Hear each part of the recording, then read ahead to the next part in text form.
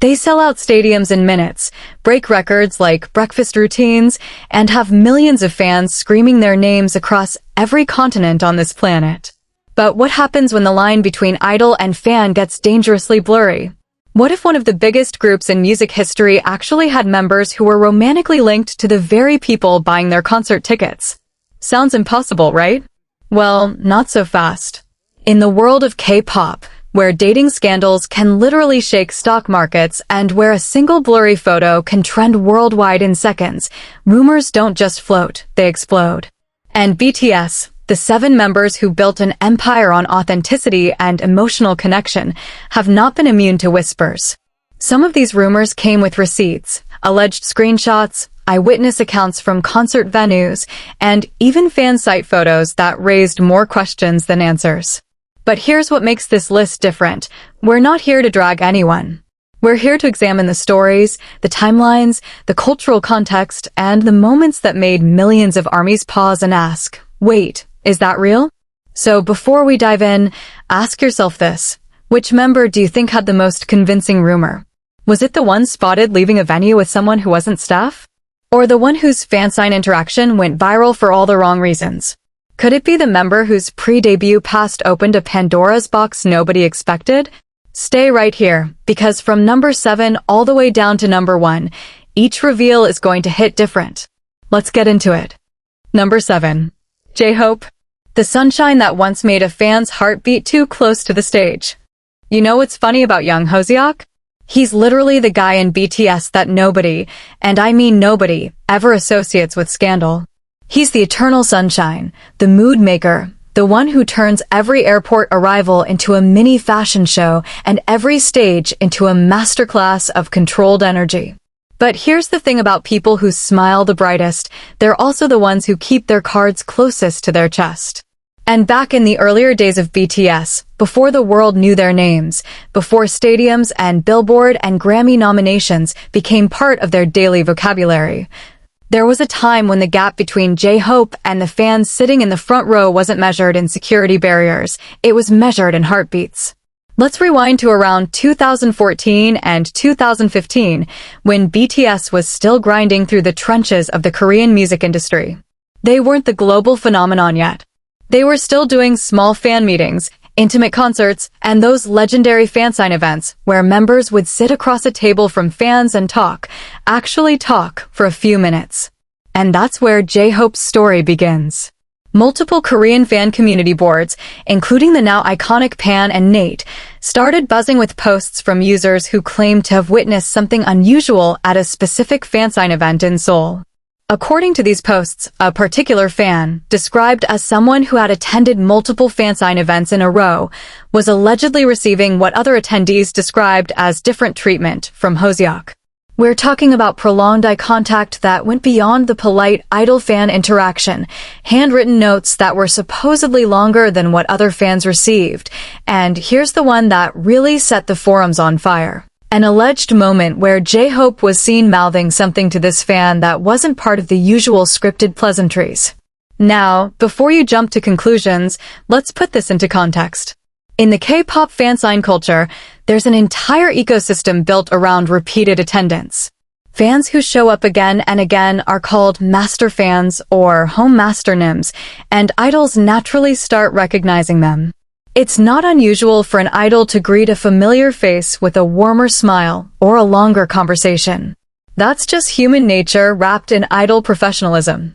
But what made J-Hope's situation spark rumors was a very specific detail, a fan-taken photo that circulated on Twitter in late 2015, showing what appeared to be a handwritten note tucked under a signed album. The note itself was never fully revealed, but the portion visible in the photo contained Hangul characters that fans decoded as something personal, not the standard "thank you for supporting BTS" template. Some fans translated the visible portion as something close to "I hope to see you again," not just here, which, depending on your interpretation, could mean absolutely nothing or absolutely everything. The Korean online community went into full detective mode. Timelines were constructed. Fansign attendance records were cross-referenced. Some fans even dug up the alleged fans' social media accounts, where they found posts about attending BTS events that mysteriously stopped around mid-2016, right around the time BTS started transitioning into larger venues and tighter security protocols. The disappearance of this fan's online activity became its own subplot. Did she step back because the rumor got too hot? Did Bighit, now HYBE, intervene quietly, as agencies are known to do when dating whispers get too loud? Or was the whole thing simply a case of parasocial imagination running wild, where fans projected romantic meaning onto what was really just an idol being kind to a loyal supporter? Here's what makes this particular rumor fascinating from a cultural analysis perspective. J-Hope has always been incredibly careful with his public image. Even in behind-the-scenes content, in V-Lives, in Run BTS episodes, he maintains this perfectly calibrated balance between warmth and professionalism. He's affectionate with fans, but never in a way that crosses the invisible line that K-pop culture draws between idols and their audience. So the idea that he might have bent that line, even slightly, during the pre-fame era, that's what gave this rumor its staying power. It wasn't a dramatic scandal. There were no paparazzi photos, no leaked KakaoTalk messages, no insider exposés. It was quieter than that, which in some ways made it more believable. Because real connections don't announce themselves with headlines, they hide in handwritten notes and lingering glances across a Fansign table. Former BTS staff members, none of whom ever confirmed or denied this specific rumor, have spoken in general interviews about how the early Fansign era was essentially the Wild West of idol-fan interaction. Security was minimal, protocols were loose, and the members were young men in their late teens and early 20s who were still figuring out the boundaries of fame. One former stylist, in a since-deleted interview with a Korean entertainment blog, mentioned that all idol groups have those early stories, the moments before the rules became rules. That quote was never directly linked to J-Hope, but fans archived it and attached it to the timeline anyway, because that's what fandoms do, they build narratives from fragments. What we know for certain is this: J-Hope never addressed the rumor publicly. Bighit never issued a statement. The alleged fan never came forward. And by the time 2017 rolled around and BTS exploded into the global stratosphere with DNA and the Love Yourself era, the rumor had been buried under layers of new content, new achievements, and new conversations. But buried isn't the same as forgotten. Even today, if you search the right Korean forums with the right keywords, you'll find archived threads with thousands of comments debating whether Hoseok's sunshine persona ever cracked just enough to let one person in a little closer than the rest. And honestly, whether it happened or not, the fact that this rumor exists tells us something profound about the parasocial dynamics of K-pop, that fans don't just want to be loved by their idols, they want to believe that someone like them once was. That's the real story behind number 7. Not a scandal, but a question that still lingers like the last note of a song you can't quite remember the name of. But if you think J-Hope's story was subtle, wait until you hear what comes next, because the member at number 6 didn't just have whispers, they had a moment that was caught on camera and sent an entire fandom into a spiral that took weeks to cool down. Number 6. RM. The intellectual leader whose pre-debut connections sparked a silent storm. If there's one member of BTS who has always carried himself like he's already lived 3 lifetimes, it's Kim Namjoon. The man who taught himself English by watching Friends, who quotes philosophers in press conferences, who walks through museums the way most people walk through grocery stores, with intention, with reverence. With the quiet confidence of someone who genuinely believes that beauty is worth chasing. But here's what people forget about RM. Before he was the eloquent leader addressing the United Nations, before he was the guy dropping solo albums that critics compared to art installations, he was a teenage underground rapper from Ilsan with a dream too big for his small bedroom studio and a social circle that extended far beyond the polished world of idol training. And it's in that pre-debut gray zone, that messy, beautiful, chaotic period between 2010 and 2013, where the most persistent rumor about Namjoon and a fan finds its roots. Let's set the stage properly, because context is everything with this one. Before BTS officially debuted on June 13, 2013, Namjoon was already a known figure in the Korean underground hip-hop scene. He was performing under the name Runch Randa, uploading tracks to social media, battling on stages in Hongdae, and building a small but fiercely loyal following that had nothing to do with idol culture. These weren't screaming fangirls at airport terminals. These were hip-hop heads, lyric nerds, people who showed up to dingy basement clubs because they genuinely respected the craft. And among that crowd, according to multiple accounts that surfaced on Korean hip-hop forums years later, there was one particular person who wasn't just a fan of the music. She was allegedly part of the extended social circle that orbited the underground scene. The rumor, which first gained traction on a now-defunct Korean hip-hop community board around 2014, suggested that Namjoon had been in a casual relationship with someone who attended his pre-debut performances regularly. This wasn't framed as a typical idol fan romance. It was described more as two young people who moved in the same creative circles, shared similar interests, and naturally gravitated toward each other during a time when Namjoon wasn't yet bound by the rigid dating restrictions that come with idol contracts. What made this rumor different from the usual K-pop gossip was the specificity of the details. Forum users who claimed to have been part of the same Hongdae underground scene described specific venues, specific nights, and specific interactions that painted a picture far more detailed than your average anonymous rumor.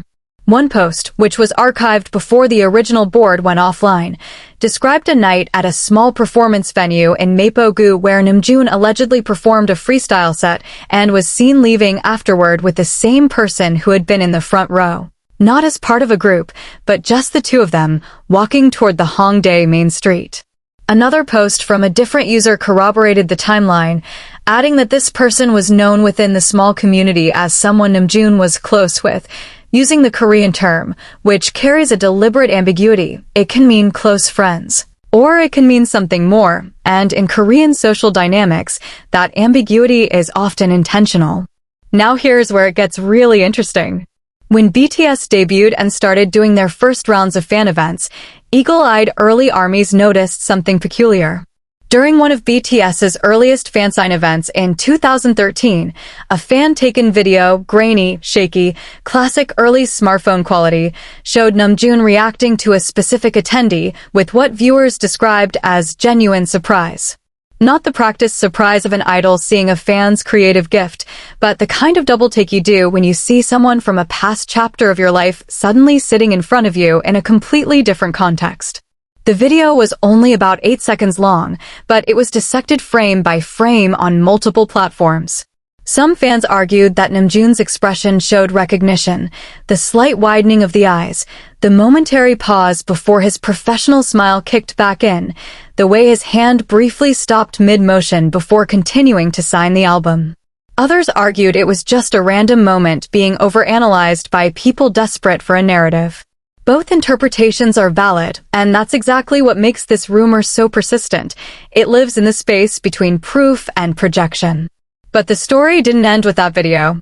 In 2015, as BTS was starting to gain serious momentum with I Need You and the beginning of the HYBE era, a series of since deleted tweets from an account that Korean fans identified as potentially belonging to the alleged person surfaced. The tweets, which were screenshotted and circulated on Natepan before being reported and removed multiple times, contained vague but emotionally charged references to someone who chose a different world and watching someone you knew become someone everyone knows. One tweet in particular, dated early 2015, read something close to, and I'm paraphrasing the fan translation here, "It's strange to see your face on a billboard when I remember it under basement lights." That tweet alone generated over 3,000 comments on the forum thread where it was first posted. Fans were divided into camps. One camp believed this was genuine evidence of a real connection between Namjoon and someone from his pre-debut life who was now watching him ascend into a completely different universe. Another camp dismissed it as clout chasing, arguing that anyone could create a fake account and write poetic tweets designed to suggest a connection that never existed. And a third, smaller camp took a more philosophical approach, suggesting that even if the tweets were real, what they described wasn't scandalous. It was simply the human cost of fame, the inevitable severing of ordinary connections when an ordinary person becomes extraordinary. What we do know as verified background is this. Namjoon himself has spoken multiple times, in interviews and in his own music, about the loneliness of the transition from underground rapper to global idol. In his 2015 solo track, Always, the lyrics explicitly reference feeling disconnected from people who once understood him. In a 2018 V Live, he talked about how debuting meant leaving behind a version of myself that some people only knew, a statement that fans immediately connected to the rumor, even though Namjoon almost certainly wasn't referencing it directly. His mixtape, RM, and later, Mono, are filled with reflections on identity, loss, and the strange grief of outgrowing your own past, themes that, whether intentionally or not, feed directly into the emotional architecture of this rumor. The cultural significance here is worth pausing on. In the underground hip-hop scene, relationships between artists and their immediate circle are common, expected, even encouraged as part of the authentic lifestyle that hip-hop culture values. But in idol culture, those same relationships become liabilities, things to be hidden, denied, or erased from the narrative. Namjoon lived in both worlds simultaneously during the most formative years of his life, and the tension between those two worlds is arguably what makes him such a compelling artist. It's also what makes this rumor feel less like gossip and more like a chapter from a coming-of-age novel that was redacted before publication. Bighit never commented on this specific rumor. Namjoon never addressed it. The alleged person's social media presence, if it was ever real, has been completely scrubbed from the internet. And the underground hip-hop community, true to its code, never publicly confirmed or denied anything. They simply moved on, the way people do when they understand that some stories belong to the people who live them, not to the audience watching from outside. But the ghost of that rumor still haunts certain corners of the ARMY fandom. Every time Namjoon releases a song about memory, about distance, about the weight of becoming someone new, there's always a thread, a comment, a whispered question. Is he talking about her? And maybe he is. Maybe he isn't. Maybe the beauty of Namjoon's artistry is that he transforms private pain into universal poetry so seamlessly that you can never quite tell where the personal ends and the artistic begins. That blurred line is his genius. It's also the reason this rumor will never fully die, no matter how many years pass or how many records BTS breaks. Some questions are more powerful unanswered, and this is one of them. But speaking of questions that demand answers, the member coming up at number 5 has a rumor that didn't just live on forums and in whispered threads. This one involved a very specific concert night, a very specific seat, and a reaction so visible that even casual viewers who had no interest in K-pop gossip couldn't look away. Number 5. Suga. The silent genius whose concert moment with a fan became K-pop's best-kept secret. Min Youngie doesn't do things loudly. He never has. While other idols light up rooms with exaggerated energy and camera-ready smiles, Youngie sits in the corner, observes, processes, and then delivers something so devastatingly precise that you realize he was 10 steps ahead of everyone the entire time. That's who he is in music, in interviews, in the way he carries himself through the chaos of being 1/7 of the biggest group on Earth. So when a rumor about Youngie surfaces, it doesn't come wrapped in flashy headlines or dramatic paparazzi shots. It comes the way Youngie himself operates, quiet, layered, and impossible to fully decode. And that's exactly what happened during the Wings tour in 2017, when a moment so small that most people in the arena didn't even notice it became the subject of one of the most intensely debated fan theories in BTS history.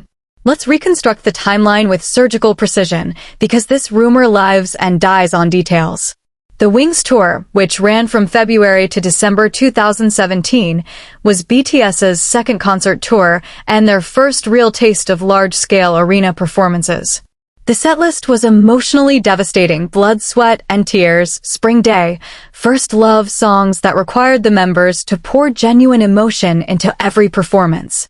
And Youngie, who had written First Love as a deeply personal letter to the piano that saved his life during his darkest years in Daegu, was performing at an emotional peak night after night. It was during one of the Seoul dates, Accounts vary between the March 11th and March 12th shows at the Gocheok Sky Dome that fans sitting in specific sections reported witnessing something that didn't fit the usual concert script. According to posts that appeared on a private ARMY fan forum within hours of the concert ending, Youngie was seen directing his attention toward a specific area of the lower seating section during the performance of First Love. This wasn't the standard idol practice of scanning the crowd and making brief eye contact with different sections to create the illusion of personal connection. This was described as focused, sustained, and deliberate. Multiple fans in adjacent seats corroborated the observation independently, which is what gave the initial reports credibility. One fan, posting from an account that had a verified history of attending multiple BTS concerts, wrote that Youngie's gaze kept returning to the same spot like a compass finding north, and that the person sitting in that particular seat was not behaving like a typical concert attendee, no light stick, no fan chant, no phone recording, just sitting and watching with what the poster described as an energy that felt personal, not performative. That description alone was enough to ignite a firestorm on Korean fan communities. Within 48 hours, fans had cross-referenced the seating chart of the Gocheok Sky Dome with the ticket purchasing records that some fan sites had access to, a practice that, while ethically questionable, was common in the K-pop fan investigation culture of that era. What they found, or what they claimed to have found, added fuel to an already blazing fire. The seat in question was allegedly purchased under a name that didn't match any known fan site operator, any known ARMY social media account, or any known industry figure. In the world of K-pop concert attendance, where every face in the front rows is usually cataloged by fan sites, an anonymous presence in a premium seat is the equivalent of a blank page in a book where every other page is meticulously written. It demands explanation precisely because it offers none. But here's where the story takes a turn that separates it from typical concert gossip. Approximately 2 weeks after the Seoul concerts, a Korean entertainment blog, not one of the major outlets like Dispatch or Sports Chosen, but a smaller, independent platform that covered underground music and indie culture, published a brief, cryptic post that fans later connected to this incident. The post, written without naming any specific idol or group, discussed the phenomenon of musicians who keep one seat in the audience reserved for someone who isn't really there for the music. The timing was suspicious. The language was pointed. And the comment section exploded with readers who clearly understood the subtext, posting thinly veiled references to BTS and Youngie without ever saying the names outright. A technique Korean netizens have perfected to avoid defamation lawsuits while still communicating exactly what they mean. Youngie's own artistic output during this period adds another dimension to the analysis. His 2016 mixtape, August D, released under his rap alter ego, is raw in a way that BTS's group music rarely is. Tracks like The Last deal with depression, anxiety, and the crushing pressure of idol life. But there's another track on that mixtape, So Far Away, featuring Saran, that fans have long interpreted as being about someone specific. The lyrics speak of watching someone from a distance, of wanting to reach out but being held back by circumstances, of a connection that exists in a space between reality and longing. When you layer those lyrics over the concert incident, a narrative begins to form, not one of scandalous secret dating, but something more melancholic, more Youngie. The picture that emerges is of a person who perhaps had a connection to someone who existed on the fan side of the barrier, someone who understood him not as Suga the idol or August D the rapper, but as Min Youngie, the kid from Daegu who once delivered newspapers to help pay for music equipment. Whether that connection was romantic, platonic, or something that defies easy categorization is precisely the question that has kept this rumor alive for years. Adding to the intrigue is a V-Live broadcast from late 2017, one of those late-night solo streams where Youngie would sit in his studio, wear his oversized hoodie, and talk to fans in that low, unhurried voice that sounds like it belongs in a late-night radio show. During that broadcast, a fan asked him through the comments whether he had ever been in love. Youngie paused, and anyone who watches Youngie knows that his pauses are never empty. They're always loaded, before answering with something that translators rendered as love takes many forms, and sometimes the form it takes is distance. The comment section erupted in real time, and clips of that moment were looped and analyzed across every platform. Some fans took it as confirmation that Youngie had experienced a romantic connection that he had to let go of because of his career. Others saw it as the kind of philosophical deflection that Youngie is famous for, answering a question without actually answering it, giving you just enough to think about without ever giving you enough to know for certain. Former staff members who worked with BTS during the Wings era have described Youngie as the member who was most meticulous about the guest list and seating arrangements for concerts. In a Korean podcast interview from 2020, a former tour coordinator, who did not specifically name BTS, but whose employment timeline clearly aligned, mentioned that one member always had a specific request about a specific seat. And we never asked why, because some things in this industry you learn not to question. That quote was screenshotted, translated into 17 languages, and debated on every BTS fan forum from Seoul to Sao Paulo. Was it about Youngie? The coordinator never confirmed. But the timing, the specificity, and the deliberate vagueness all pointed in a direction that fans had already been looking. What's culturally significant about this rumor is how it reflects Youngie's entire artistic identity. He's the member who has always been most honest about the sacrifices that come with idol life, the friendships lost, the experiences missed, the ordinary human milestones that get traded for extraordinary professional achievements. If any BTS member were to have maintained a quiet, undisclosed connection with someone from the fan world, Youngie would be the one to do it with the most discretion, the most care, and the most pain. Because that's who he is, the person who feels everything deeply but shows it only through his music, through metaphors, through the spaces between words rather than the words themselves. Bighit's official stance, as with all dating rumors involving BTS members, has been a wall of silence. No confirmation, no denial, no acknowledgement that the rumor even exists. And Youngie himself, true to character, has never addressed it, not in interviews, not in V-Lives, not in his music, at least not in any way that can be definitively linked to this specific story. The mystery remains perfectly intact, preserved in amber like a moment from a concert that only a handful of people truly witnessed and that the rest of us can only reconstruct from fragments, fan accounts, and the aching poetry of an artist who has always understood that some truths are too fragile for direct sunlight. And if you think Youngie's story was shrouded in silence, prepare yourself for what's coming at number 4, because this next member's rumor didn't hide in subtlety. It erupted during a Fansign event so chaotic, so emotionally charged, that the footage had to be scrubbed from multiple platforms, and the fan involved became the subject of an online investigation that rivaled anything you'd see in a true crime documentary. Number 4, Jimin, the worldwide handsome whose Fansign meltdown ignited a full-scale fandom investigation. Kim Seokjin has always been the paradox of BTS.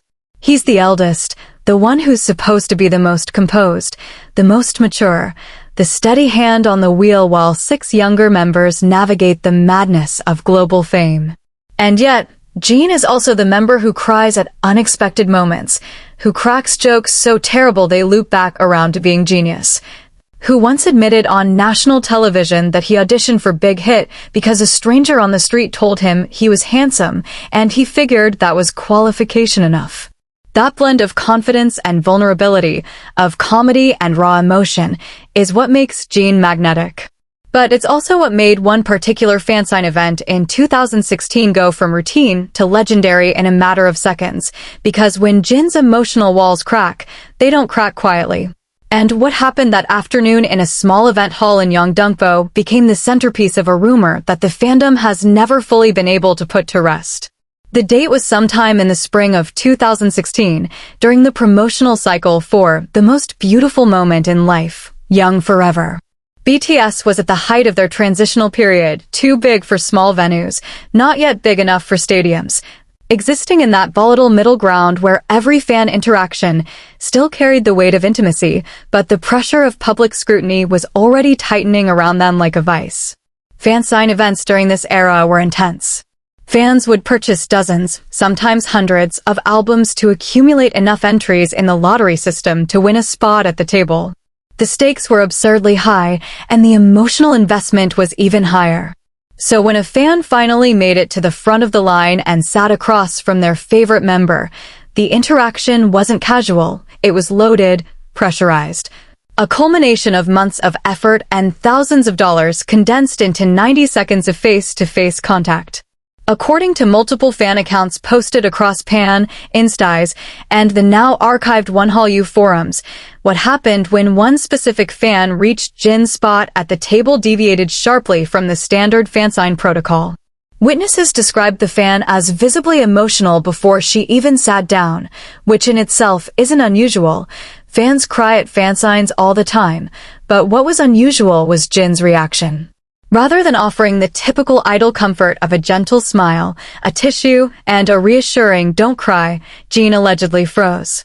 Not the polite, camera-aware pause of an idol composing himself, but a genuine freeze, the kind that happens when your brain is processing information that doesn't belong in the current context. Fan-taken videos from adjacent angles, most of which were removed from YouTube and Twitter within days of being uploaded, showed approximately 11 seconds of interaction that became the Rosetta Stone of this entire rumor. In the footage, Jin can be seen looking at the fan's face with an expression that multiple body language analysis threads described as recognition mixed with something heavier. His hands, which had been mechanically signing albums with the practiced efficiency of someone who had done this thousands of times, stopped moving entirely.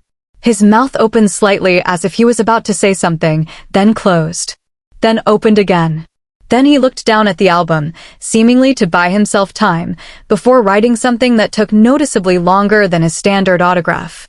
The fan, according to the witnesses seated nearby, said something to Jin that wasn't audible on any of the fan-taken recordings. Fansign venues are chaotic environments with background music, other conversations, and the general hum of nervous energy, but whatever she said caused Jin to respond with a series of small nods and what one observer described as the saddest smile I've ever seen on his face. When the fan moved on to the next member, Jin was observed sitting still for several seconds, not engaging with the next person in line, just staring at the table with an expression that didn't match the cheerful atmosphere around him. Staff eventually prompted him to continue, and he did, but multiple fan accounts noted that his energy was different for the rest of the event, quieter, more contained, as if a switch had been flipped. The aftermath on Korean internet was immediate and relentless. Within hours, screenshots of the video were circulating with red circles and arrows pointing to Jin's facial expressions, his hand movements, the way his posture shifted. Fan analysts and K-pop fandoms have analysts who would put intelligence agencies to shame, began constructing theories. The dominant theory, which gained enough traction to trend on Korean search engines briefly before being suppressed, was that the fan was someone Jin knew from before his trainee days. Specifically, the theory suggested she was a former classmate from Gwacheon, the city south of Seoul where Jin grew up before attending Konkuk University. The evidence supporting this theory was circumstantial but layered. First, fans discovered that the person's fansign entry appeared to be registered under a name that matched a student from the same Gwacheon middle school that Jin attended, information that was pieced together from old-school community boards that had somehow survived the internet's constant cycle of creation and deletion. Second, a pre-debut photo of Jin that had been circulating since 2013, one of those legendary, before they were famous, images that K-pop fans treat like archaeological artifacts, showed him at what appeared to be a school festival. And in the background, partially obscured, but not entirely invisible, was a figure that fans argued bore a resemblance to the person seen at the 2016 Fansign. Third, and this was the detail that pushed the theory from speculation into genuine debate, someone on a Dom Cafe board claiming to be a mutual acquaintance posted that Jin and this person had been more than friends during their second year of middle school. Using the Korean expression, which specifically refers to the ambiguous pre-dating phase where two people are clearly interested in each other, but haven't officially committed. The post was deleted within hours, but not before it was screenshotted and disseminated across every major fan community platform. Now let's talk about why this rumor carries a specific emotional weight that separates it from typical idol gossip. Jin has spoken publicly multiple times about the loneliness of his trainee period and the social sacrifices he made to pursue his dream. In a 2017 interview with a Korean magazine, he described leaving Gwacheon for Seoul as leaving behind everyone who knew me as just Seokjin, not as anyone's idol.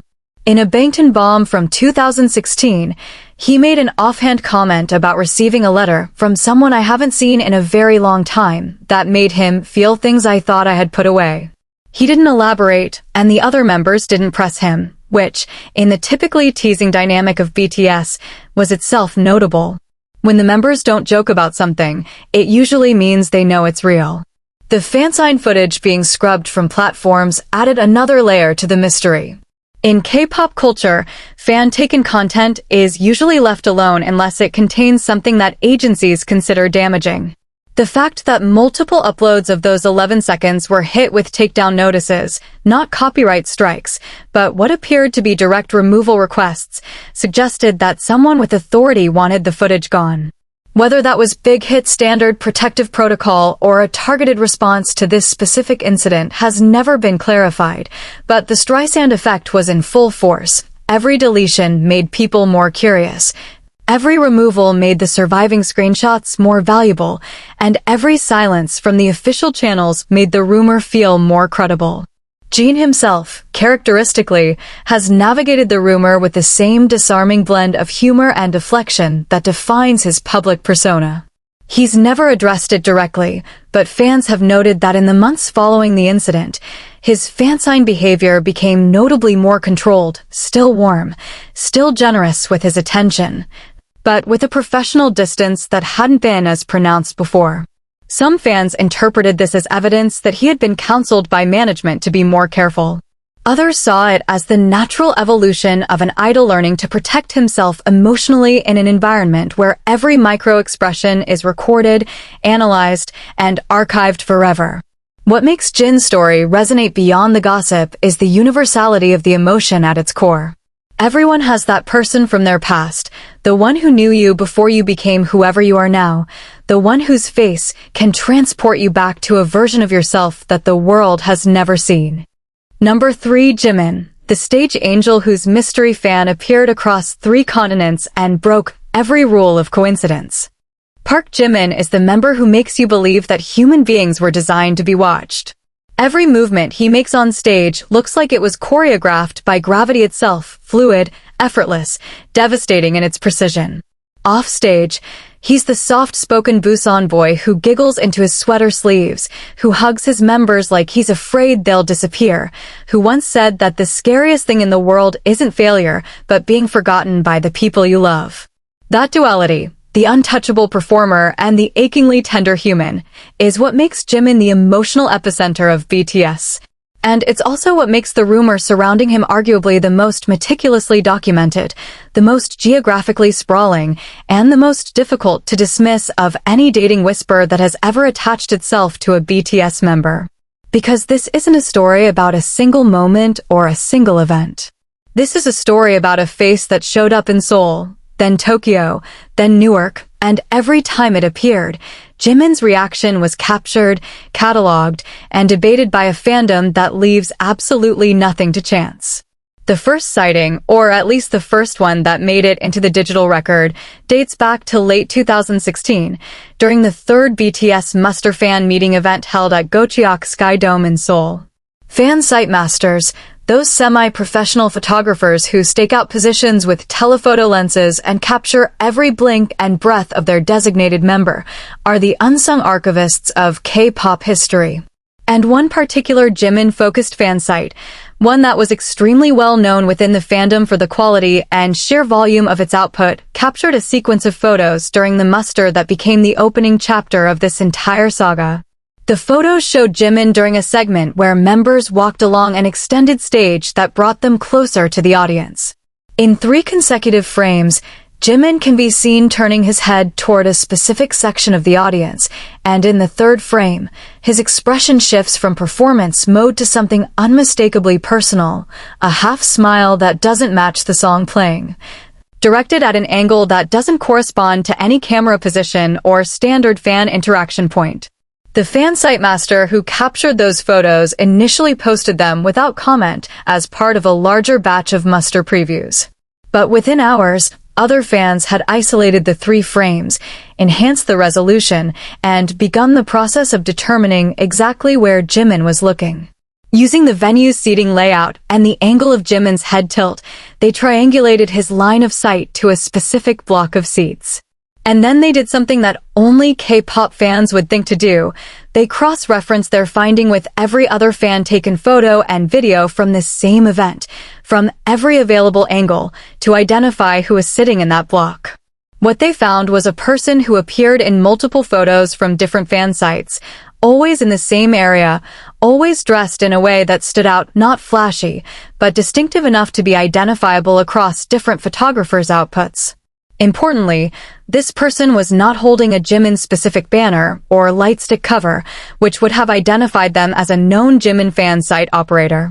They appeared to be attending as a general audience member, which in the heavily stratified world of BTS concerts, where every front section seat is usually occupied by known fan community figures, was itself an anomaly.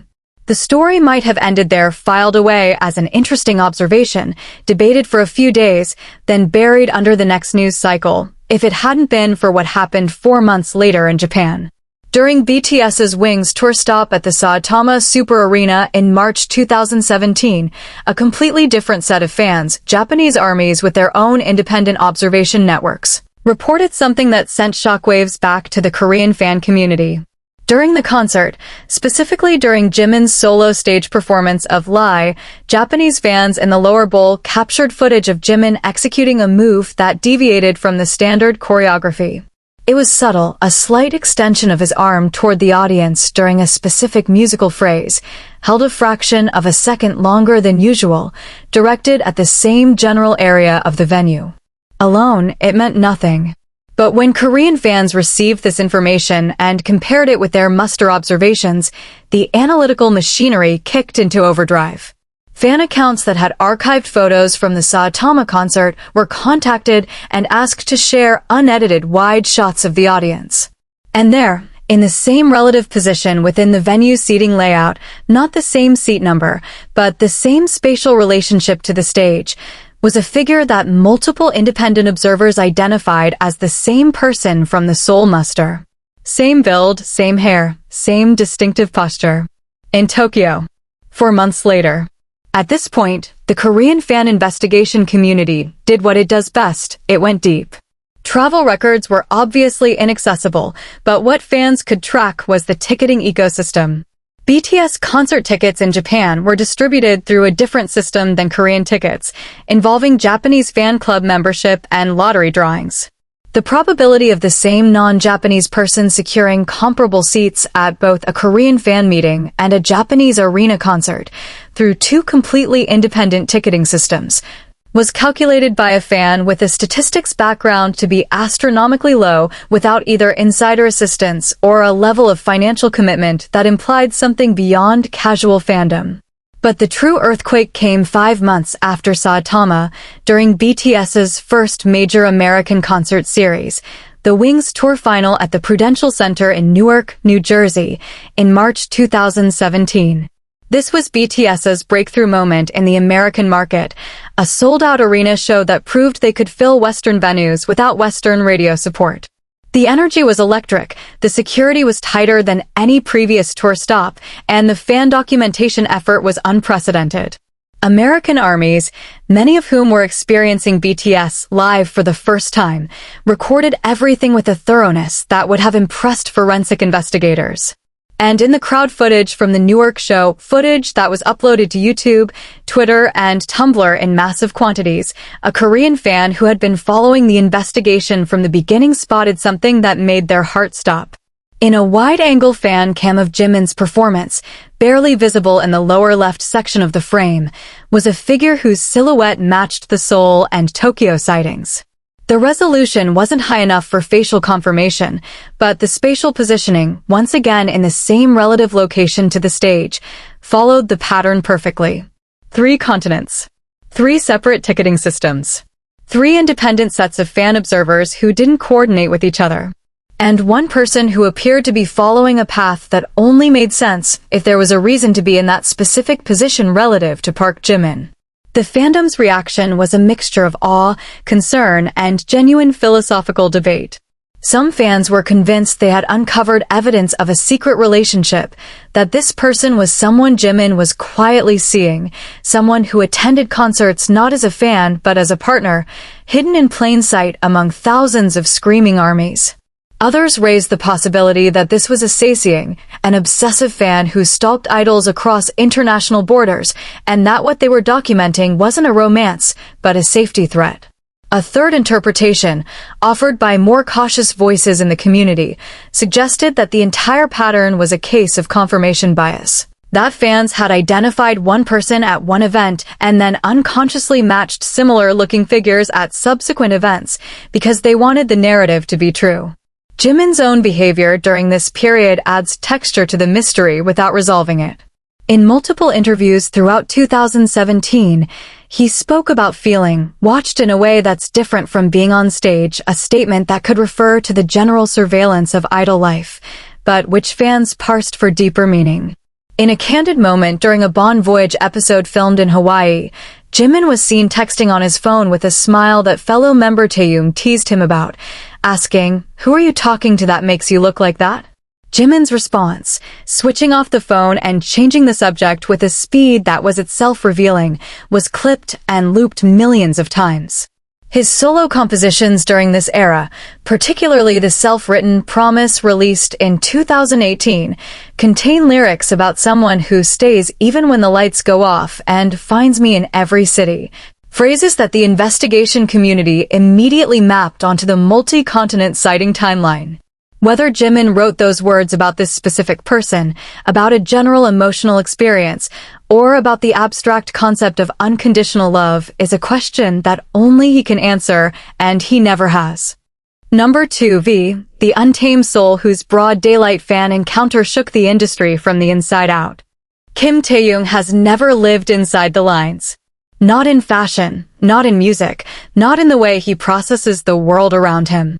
Where other idols carefully construct their public image like architects building a skyscraper, precise, calculated, load-bearing walls exactly where they need to be. Taehyung paints his existence like an impressionist throwing colors at a canvas and daring you to find the meaning yourself.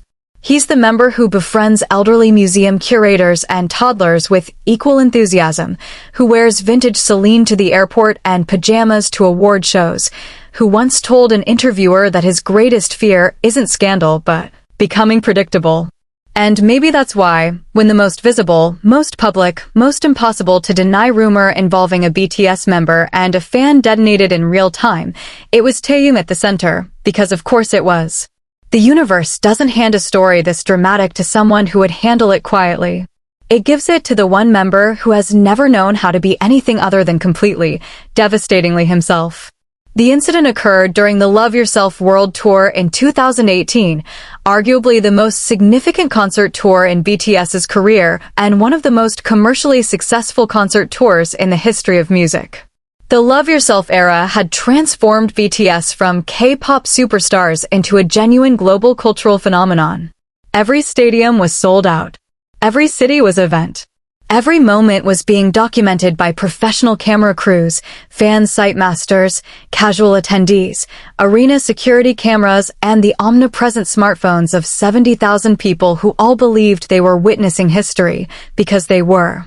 It was at one of the North American stops. Fan accounts consistently point to the Fort Worth, Texas show at the Fort Worth Convention Center in September 2018, though some have argued it was the Hamilton, Ontario date that the moment happened. And unlike the subtle glances of J-Hope, the philosophical pauses of RM, the quiet gravity of Suga, the frozen seconds of Jin, or the cross-continental patterns of Jimin, what happened with Taehyung was loud, visible, and witnessed by hundreds of people who all saw the same thing and collectively could not believe what they were seeing. During the concert's meant segment, the unscripted portion where members talk to the audience between songs, share feelings, and engage in the kind of spontaneous interaction that makes live BTS performances legendary, Taehyung was walking along the extended stage runway that jutted into the audience. This is standard procedure at BTS concerts. Members walk, wave, make heart signs, occasionally take a fan's phone for a selfie, and generally create the moments that become the most shared clips on social media for weeks afterward. But on this night, according to a coordinated wave of fan accounts that hit Twitter, Weibo, Pan, and Reddit almost simultaneously, Taehyung stopped walking. Not slowed down, stopped. Full stop. In the middle of the runway. And turned to face a specific section of the audience with an intensity that multiple witnesses described using the same word independently: electric. Fan-taken videos from at least 6 different angles captured what happened next, and the fact that 6 angles exist is itself remarkable in a crowd of tens of thousands. For 6 different people to have been recording the same moment from the same general direction means that whatever was happening was conspicuous enough to draw multiple cameras instinctively. In the footage, Taehyung can be seen looking directly at someone in the standing section adjacent to the runway. His mouth moves, he's saying something, and while the concert audio drowns out his words, at least 2 lip-reading analyses posted by fans with relevant professional backgrounds concluded that he said either "you came" or "you're here," both of which carry the same implication, that he was acknowledging someone whose presence was expected, anticipated, personally meaningful. What he did next is what broke the internet. Taehyung raised his hand, not in the standard idol wave that sweeps across a section of the audience like a lighthouse beam, but in a directed, specific gesture. A point. Not aggressive, not dramatic, but unmistakable. He pointed at someone, held it for approximately 3 seconds, which is an eternity in concert interaction time, and then smiled. Not the boxy grin that fans call his trademark smile, not the performance smile that appears during choreography, but something quieter, more private, a smile that looked like it belonged in a room with 2 people in it, not an arena with 20,000. Then he continued walking as if nothing had happened. The stadium didn't erupt because most people in the venue didn't see it. The beauty and the curse of arena concerts is that you can only see what's directly in front of you. But the people who were in front of it saw everything, and their phones had captured it all. Within 30 minutes of the concert ending, the first clips were uploaded. Within 2 hours, they were trending. Within 12 hours, every major K-pop news aggregator had picked up the story, and the Korean entertainment press, which operates on a hair trigger when it comes to BTS, was in full pursuit mode. Here's where the investigation got genuinely extraordinary. Fans who had been in the standing section near the point of interaction began comparing notes in real time through a hastily organized group chat that eventually grew to over 400 participants. Through collective memory and photo evidence, they identified the approximate location where Taehyung had been looking. They then began the process of identifying who was standing there, and in a standing section where people are packed shoulder to shoulder and constantly moving. This was a feat that required cross-referencing time-stamped photos from multiple angles, matching clothing items and physical descriptions, and constructing a spatial model of who was where at the exact moment of Taehyung's stop and point. What they found was a person who did not match any known fan site operator, any known BTS affiliate, any identifiable industry figure, or any previously documented concert attendee. This person appeared in photos from at least 4 different fans' cameras, always in the same spot, always facing the stage, and crucially, always looking directly at Taehyung with an expression that one widely shared analysis post described as someone watching a person they know, not a celebrity they admire. The distinction between those 2 types of watching is subtle but real, and anyone who has ever been in a crowd where someone they personally know is on stage understands it instinctively. You don't scream. You don't reach. You just watch, with a stillness that is itself a form of intimacy. The investigation escalated when a Korean fan who was part of the group chat made a connection that no one had anticipated. Using metadata from a photo that had been shared without being scrubbed, a rookie mistake in the age of digital privacy. They traced the image to a social media account that was private, but whose profile photo and bio information suggested a connection to the Daegu art community. Taehyung is from Daegu. Taehyung is an art enthusiast whose love of visual art is not a curated idol hobby, but a genuine, documented, lifelong passion. And the Taegu art community, while vibrant, is small enough that personal connections within it are not 6 degrees of separation, but 2 or 3 at most. The implication was staggering, that the person Taehyung had acknowledged at a concert in Texas was someone from his hometown art world, someone who existed in the Venn diagram overlap between his pre-debut life and his creative identity.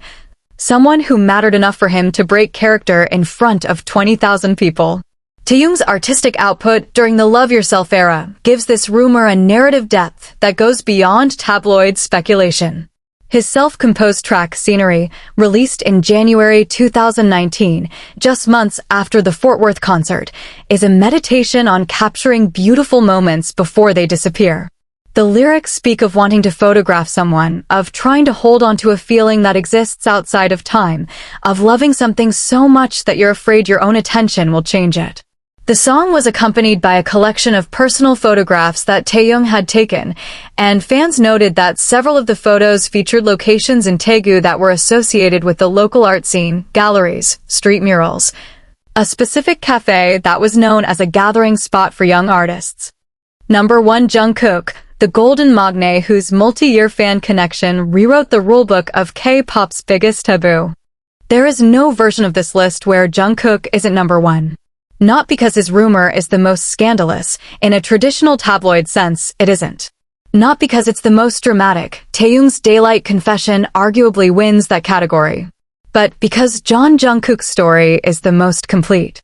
It has a beginning, a middle, a climax, and an aftermath that didn't just affect him personally, but sent ripples through the entire architecture of how K-pop manages the sacred, fragile, multi-billion-dollar boundary between idol and fan.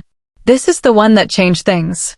And when you understand why, you'll understand why it sits at the top of this list, unchallenged and unchallengeable. Let's start where every Jungkook story starts, with the fact that he was 15 years old when BTS debuted. 15. While most boys his age were stressing about high school entrance exams and sneaking extra gaming time after curfew, Jungkook from Busan was standing on the stage of M Countdown, performing No More Dream, with 6 older members who had collectively decided that this kid, this absurdly talented, painfully shy, almost supernaturally gifted kid, was the future of their group. And they were right. But being right about someone's talent doesn't protect them from the emotional consequences of growing up in public, and Jungkook grew up faster, more visibly, and with less privacy than almost any performer in modern entertainment history. By the time he was 17, he was performing in front of tens of thousands. By 19, millions.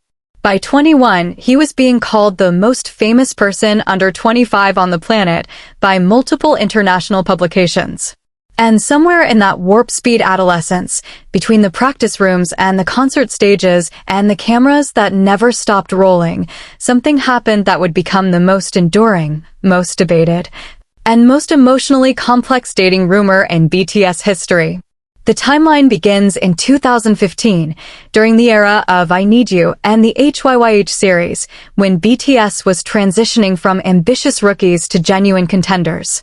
Jungkook was 17, still visibly shy at fan events, still hiding behind his hyungs during interviews, still navigating the bizarre reality of being a teenager whose face was on billboards he could see from his dorm window. It was during this period that Korean fan communities first flagged a pattern that would grow in significance over the next 3 years. At multiple Fansign events throughout 2015 and early 2016, a specific attendee was documented through fan-taken photos, through Fansign entry records that were partially leaked on community boards, and through eyewitness accounts from fans seated nearby, interacting with Jungkook in a way that deviated from the standard template. The interactions were described not as flirtatious or overtly romantic, but as familiar, comfortable. The kind of easy exchange that happens between people who have an established rapport, not people meeting across a Fansign table for the requisite 90 seconds. One particularly detailed account, posted on Pan by a fan who claimed to have been seated 2 spots away, described Jungkook laughing at something the person said, not the polite, performative laugh that idols deploy as social currency, but a genuine, full-body laugh that made the staff member standing behind him visibly react. The same account noted that Jungkook wrote in the person's album for what felt like an unreasonably long time, and that when the person stood up to move to the next member, Jungkook watched them go with an expression that the poster described, with a specificity that still gives fans chills, as the way you look at someone when you know you'll see them later. That phrase, the way you look at someone when you know you'll see them later, became the unofficial title of the entire Jungkook investigation. Because what made this rumor escalate from Fansign gossip to a full-scale fandom phenomenon was the consistency. This wasn't a one-time sighting. It wasn't a single interaction that could be explained away as an idol having a good day or a fan being particularly charming. It was a pattern that repeated across multiple events, multiple cities, and multiple years, with a regularity that defied every reasonable explanation except one. That Jungkook and this person had a connection that existed outside the Fansign table. The documentation effort that the ARMY investigation community assembled around this rumor was, without exaggeration, unprecedented in K-pop history. A dedicated thread on a private Korean fan forum, accessible only to verified members with established posting histories, compiled evidence spanning from late 2015 to mid-2018. The thread contained over 2,000 individual posts, organized chronologically, with each entry tagged by event type, location, date, evidence quality rating, and corroboration status. It functioned less like a gossip thread and more like a case file, with moderators enforcing standards of evidence that wouldn't have been out of place in an academic research project. The evidence itself ranged from the circumstantial to the genuinely compelling. On the circumstantial end, multiple instances of Jungkook wearing accessories, a specific bracelet, a particular style of earring, that fans traced to a small independent jewelry brand based in Busan, Jungkook's hometown, whose customer base was small enough that purchasing records, while not publicly available, were discussed in whispered terms within the investigation community. On the more compelling end, a series of social media posts from an account that investigators linked to the Fansign attendee, containing photos of locations, a specific cafe in Itaewon, a particular hiking trail outside Seoul, a rooftop with a distinctive cityscape view that matched, with uncomfortable precision, locations that Jungkook had referenced in V-Lives or that had appeared in the background of his own social media posts within suspiciously similar timeframes. The implication wasn't just that these two people knew each other. It was that they were, at times, in the same places at the same times, living parallel moments in a shared geography that their public identities were supposed to keep separate. 7 members. 7 rumors. 7 different textures of the same fundamental question. What happens when the most watched human beings on Earth try to have a private heart? Let's step back from the individual stories and look at what this list reveals when you read it as a single narrative instead of 7 separate entries. The spectrum of evidence. From J-Hope's whispered Fansign note to Jungkook's multi-year investigation, this list traces an escalating arc of visibility. Each rumor is louder than the last, more documented, more difficult to dismiss. That's not a coincidence. It reflects the reality that BTS's fame grew exponentially between 2014 and 2020, and as the spotlight intensified, the margin for private moments shrank to near zero. The earlier members on this list had the luxury of ambiguity. The later ones did not. The human cost of parasocial culture. Every entry on this list, regardless of whether the rumor is true, illustrates the same paradox: fans love idols so intensely that they want to know everything about them. But the act of knowing everything destroys the very privacy that makes genuine human connection possible. The investigation communities that built these narratives were driven by love, but love without boundaries becomes surveillance. That tension is the unresolved conflict at the heart of K-pop and BTS, as the genre's most successful export, experiences it at a scale that no other group has ever faced. What none of us will ever know. Here's the uncomfortable truth that this list dances around but never directly states: we don't know if any of these rumors are true. Not one. The evidence is circumstantial, the analysis is speculative, and the conclusions are shaped as much by what fans want to believe as by what actually happened. And that's okay. Because the value of these stories isn't in their factual accuracy, It's in what they reveal about the emotional architecture of fandom, about the human need to believe that the people we admire are, beneath the performance, just like us. Capable of love. Vulnerable to connection. Real. The final reflection. BTS built their empire on a promise of authenticity, the idea that they would share their true selves with their fans, that the barrier between stage and audience would be thinner with them than with anyone else. These 7 rumors, whether real or imagined, are the inevitable consequence of that promise. When you invite millions of people to see the real you, some of them will look closer than you intended. Some will see things you didn't mean to show. And some will build stories from what they see, stories that may or may not reflect reality, but that always reflect the depth of what BTS means to the people who love them. 7 members. 7 stories. One truth that connects them all: they're not just idols. They're human beings who grew up in a glass house and somehow, against all odds, managed to keep parts of themselves that the glass couldn't reach.